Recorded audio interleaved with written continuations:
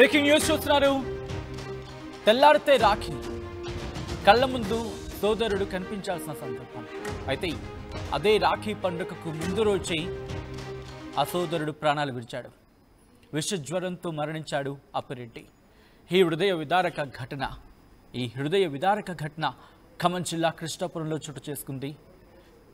తమ్ముడికి రాఖీ కట్టేందుకు ఎదురు చూసింది అక్క జ్యోతి. కాటికి వెళ్తున్న తమ్ముడిని చూసి ఇప్పుడు వెలిపిస్తున్న జ్యోతికి సంబంధించిన విజువల్స్ మీరు చూడండి. తమ్ముడిక లేడు, ఇక రాడు, ఇది చివరి రాఖీ అని తెలిసి అక్క జ్యోతి రాఖీ కడుతూ, తమ్ముడి మృతదేహానికి రాఖీ కడుతూ కన్నీరు పెట్టుకుంటున్న దృశ్యాలవి. పాడపై తమ్ముడికి రాఖీ కట్టి ప్రేమను చాటుకుంది సోదరి జ్యోతి. బహుశా ఇటువంటి కష్టం ఎవ్వరికీ రాకూడదు, ఏ అక్కకి ఏ చెల్లికి రాకూడదు. ఎందుకంటే తెల్లారితే రాఖీ అండగా నిలుస్తాడని చెప్పి రక్షాబంధన్ కట్టే అక్క అండగా ఉంటాడు, ఇలా రెండు వైపులా ఉంటుంది. అది ఈ నేపథ్యంలో సంతోషంగా జరుపుకోవాల్సిన పండుగ కన్నీటి మధ్య అతుగాడి కొద్దిసేపటి క్రితం కన్నుమూశాడు. ఈ ఘటన ఖమ్మం జిల్లా కృష్ణాపురంలో చోటు చేసుకుంది. ప్రస్తుతం విషాద ఛాయలు అలుముకున్నాయి ఆ ప్రాంతంలో. అప్పిరెడ్డికి విషజ్వరం వచ్చింది. దీంతో ట్రీట్మెంట్ జరుగుతూ ఉండగానే ఈ క్రమంలోనే మరణించాడు. అయితే ఈ కొద్ది గంటల్లోనే ఒక్కసారిగా వాతావరణం మారిపోతుంది. ఈరోజు సాయంత్రం నుంచి రాఖీలు కొనుక్కోవడానికి, మిఠాయిలు తీసుకోవడానికి చాలా సంబర వాతావరణం ఉంటుంది. ఆ ఇంట్లో కూడా అటువంటి పరిస్థితి. కానీ మీరు చూడొచ్చు, ఆ అక్క తమ్ముడికి రాఖీ కడుతోంది, కానీ ఆ తమ్ముడు లేడు, ఇక రాడు. ఇది చివరి రాఖీ అని తెలిసి బోరున విలపిస్తూ రాఖీ కడుతోంది ఆ తల్లి. ఏ అక్కకి ఏ చెల్లికి కష్టం రాకూడదేమో. ఎందుకంటే గుర్తు చేసుకుని చిన్నప్పటి నుంచి తిట్టుకుంటారు, కొట్టుకుంటారు, పొగుడుకుంటారు, ఎటకారం చేసుకుంటారు, అన్నీ జరుగుతాయి. ఈ బంధం కేవలం సోదరుల్లోనే, అంటే సోదరిమణుల్లో మాత్రమే మనకు కనిపిస్తూ ఉంటుంది ఎక్కువగా.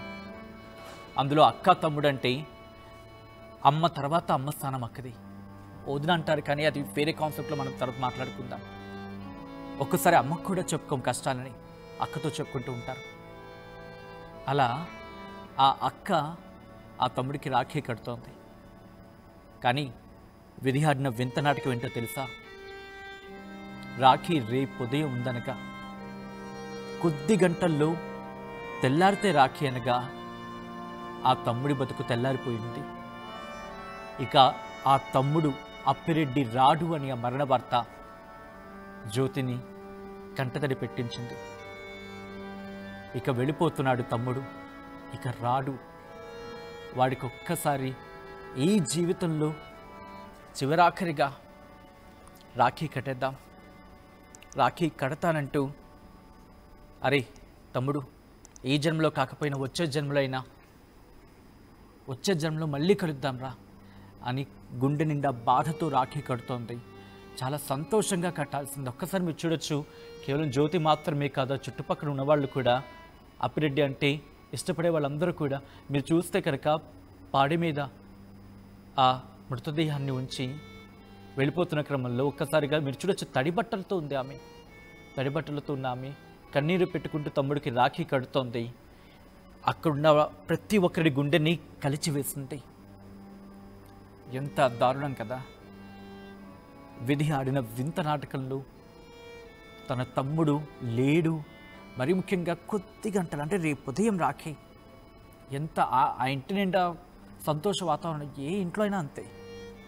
మీరవ్వచ్చు, నేనవ్వచ్చు, ఎవరైనా అక్కని కలుస్తున్నామన్నా, లేకపోతే చెల్లిని కలుస్తున్నామన్నా, లేకపోతే వాళ్ళు మనల్ని కలుస్తున్నారంటే ఏదో ఒక తెలియని ఆనందం వాళ్ళకి. రాఖీ కడుతూ ఉంటే కళ్ళు చెమ్మగిలుతూ ఉంటాయి. కానీ దురదృష్టవశాత్తు ఇక్కడ రాఖీ కట్టక ముందే ఆ అక్క కళ్ళు చెమ్మగిల్లాయి. విషజ్వరం తన తమ్ముడిని తీసుకువెళ్ళిపోయింది అని తెలిసి గుండెలు బాదుకు నేడుస్తోంది అక్క జ్యోతి. ఒకసారి కథనానికి సంబంధించి డీటెయిల్ ఇన్ఫర్మేషన్ తెలుసుకునే ప్రయత్నం చేద్దాం. నేను నేరుగా ఒకసారి ఖమ్మం వెళ్ళే ప్రయత్నం చేస్తున్నాను. అప్డేట్స్ అందించేందుకు మా ప్రతినిధి ఉదయ్ లైవ్లో సిద్ధంగా ఉన్నారు. ఉదయ్, అసలు ఏం జరిగింది? సాధారణంగా జ్వరం అంటే ట్రీట్మెంట్ జరుగుతూ ఉంటే జరిగే క్రమంలో తగ్గుతూ ఉంటుంది, నార్మల్ అయిపోతూ ఉంటారు.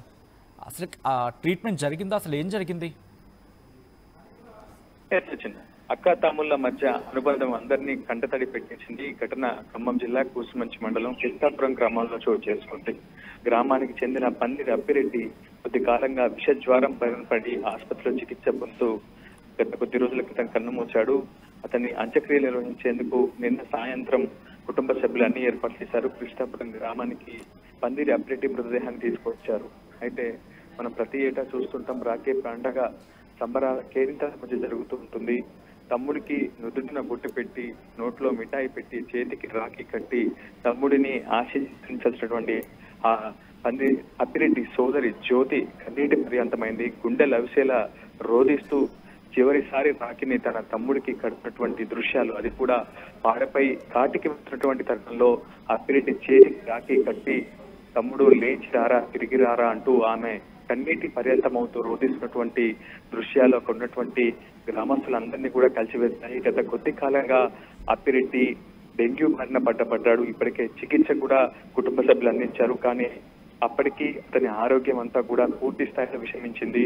తీవ్రమైనటువంటి సమస్యలతో విష జ్వరం బారిన పడి గత కొద్దిసేపటి క్రితం అప్పిరెడ్డి కన్నుమూశాడు. అతని అంత్యక్రియల్లోనే కాటికి అప్పిరెడ్డి తీసుకొచ్చినటువంటి సమయంలో పాడెపై వెళ్తున్నటువంటి అప్పిరెడ్డి చేతికి చివరిసారి కన్నీటి రాఖీని కట్టి తన సోదర తత్వాన్ని ఆ జ్యోతి ప్రస్ఫుటించేలా చేసిందని చెప్పుకోవాలి. కన్నీటి పర్యంతమవుతూ రోధిస్తూ ఒక్కసారి తిరిగి లేచి రారా, నీ అక్క నీ కోసం ఎప్పటికీ ఎదురు చూస్తూనే ఉంటుంది అంటూ ఆమె చేసినటువంటి ఆ వ్యాఖ్యలు ఆ సమయంలో ఆ సందర్భంలో అక్కడ ఉన్నటువంటి గ్రామస్తులందరినీ కూడా కంటతడి పెట్టించింది. సజ్జన్, రైట్ ఉదయ్, ఈ కథను కాస్త కలవరపరచొచ్చు. అయితే మిమ్మల్ని కలవరపడగుర్చడం ఆర్టీవీ ఉద్దేశం కాదు, కానీ అక్కడ ఎటువంటి విషాదం నెలకొంది ఆ కథనాన్ని చూపించడం ద్వారా. ఆ బాధ ఎలా ఉంటుంది? బికాస్ ఎవరికి ఇటువంటి బాధ రాకూడదు. ఆ బాధ ఎలా ఉంటుంది అనేది మీ ముందుంచే భాగంలో తప్ప, మీ ముందుంచడంలో భాగంగానే కథనం చూపించడం జరుగుతుంది తప్ప మిమ్మల్ని కలవరపాటు గురి చేసే ఉద్దేశం ఆర్టీవీకి ఎన్నడూ లేదు, ఉండదు. కానీ ఇటువంటి కథనాలు చూసినప్పుడు గుండె ద్రవించుకుపోతుంది, గుండె పిండేసినట్టు అయిపోతుంది.